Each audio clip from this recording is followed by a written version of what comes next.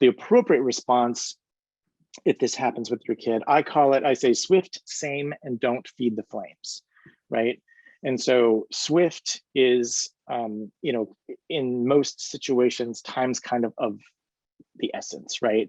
So best practices that I recommend to parents, it says putting a brief statement out, acknowledging the mistake, and a short apology. And if kids can do this within like 24 hours, that's really best. I think it shows an awareness and a level of responsibility.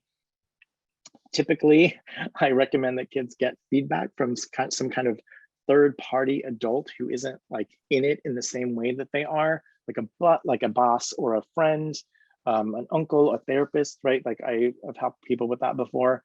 Someone who can be neutral and honest and prevent them from coming across as like flip or defensive or making the situation worse, right? But saying something about what's going on in most cases is a pretty good idea.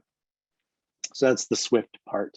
The same part, I try to remind people, especially this seems to come up more in middle school and high school.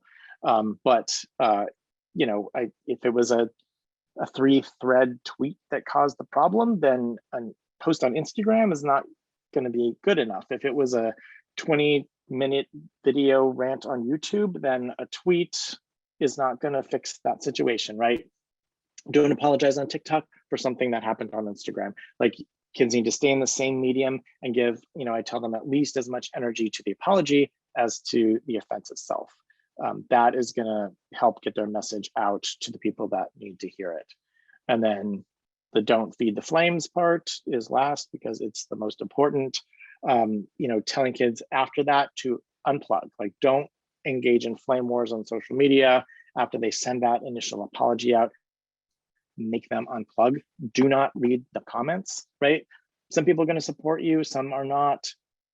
If we're all functioning adults here tonight, right, we understand that. So reading the rants of people who just want to jump in and pile on is not going to help anybody or do your kid or your family any good. And as parents, if that happens and you really don't think that you can help your kid respond without making the situation worse, then again, like find a third party who can help you do that.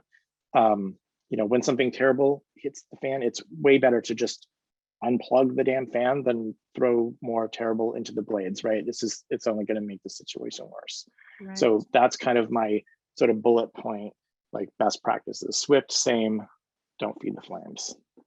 Yeah, and the other thing about the comments, and a hard lesson to learn is if your kids do this, they don't feed the flames, but they apologize appropriately. It doesn't mean everybody has to say, oh, okay, you're right, we forgive you. Yep. There's still going to be people who are piling on, as you said. There's going to be people who are like, there's no excuse.